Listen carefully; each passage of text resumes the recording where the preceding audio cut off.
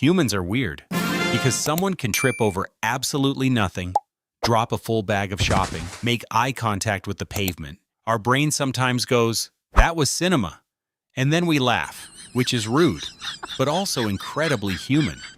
Because laughter is not just funny noise, it is ancient social glue. It is biology doing crowd control. And sometimes it is your brain trying to survive an awkward situation by turning into a kettle. So why do humans laugh? And why does it feel like the body's least professional feature? The first thing to understand is that laughter is probably older than comedy, which is annoying because it means comedy did not begin with some genius writing the perfect joke. It probably began with some hairy little ancestor watching another hairy little ancestor fall off a log and going, "Huh, enjoyed that." Researchers have found laughter-like sounds in great apes, especially during play, and tickling, which means laughter did not just appear one day because someone invented sarcasm. It likely grew out of older primate play signals. Basically, two apes are wrestling in a bush, making weird breathy noises, and the whole point is, relax. This is not a murder. This is play. That is one of the oldest jobs of laughter. It tells everyone, we are safe. Nobody is being attacked. Steve just got too confident near a slippery rock. And here is the weird bit. Most laughter is not even caused by jokes. It is caused by people. If laughter was only for jokes, humans would behave like robots. Someone would say a punchline, and another person would go, "Excellent. I will now release one laugh." But real humans laugh at anything. Someone says, "Yeah," in a slightly weird voice. A friend drops one chip.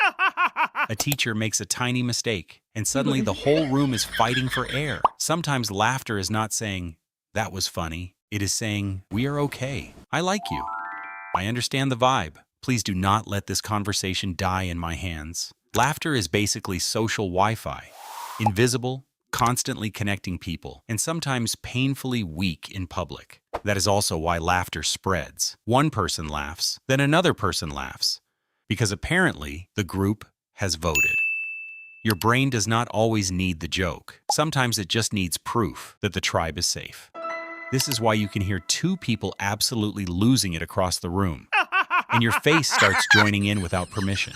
You don't know the context.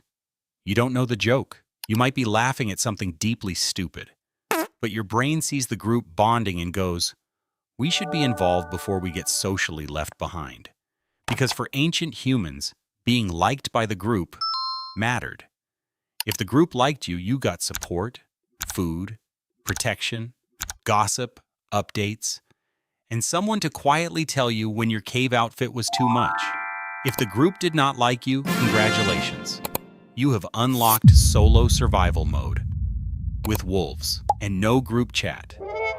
Before humans became the weird, hairless, appointment-making creatures we are today, primates bonded through grooming. Sitting together, picking through fur, removing bugs, building trust. Basically, the world's oldest salon. But grooming takes ages. If your group has 5 members, fine.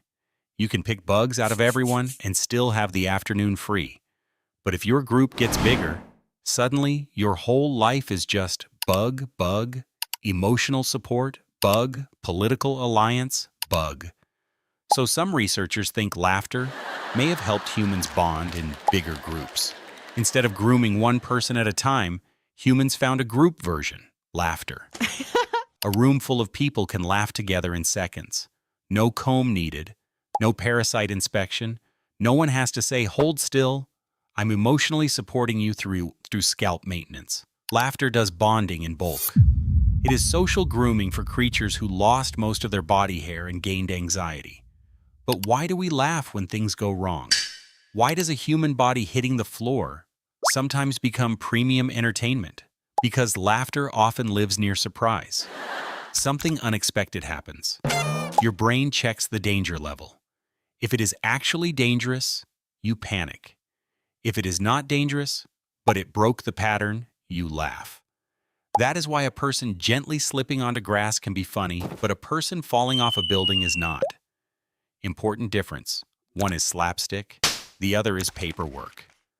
Laughter can be the brain's way of saying, "That looked like danger, but apparently we are fine."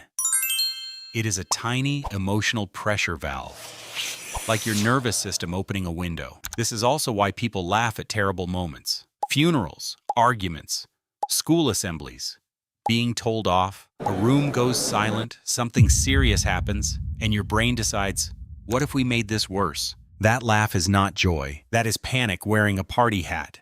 Your body is trying to release pressure, but it has chosen the worst possible sound, which is why people laugh when they are nervous, embarrassed, scared, or trying very hard not to cry. The laugh is not saying, I am having fun. It is saying, my brain has lost control of the meeting. And humans are not the only ones doing something like this. Great apes make laughter-like sounds during play. Rats make happy little calls when they are tickled, which is adorable and also ridiculous. Because somewhere in a lab, a scientist had to write the serious academic version of, we tickled the rats, and they seemed delighted. Science is beautiful. And sometimes science is tiny animals being tickled for data. But the point is, laughter-like behavior is not just a modern human party trick.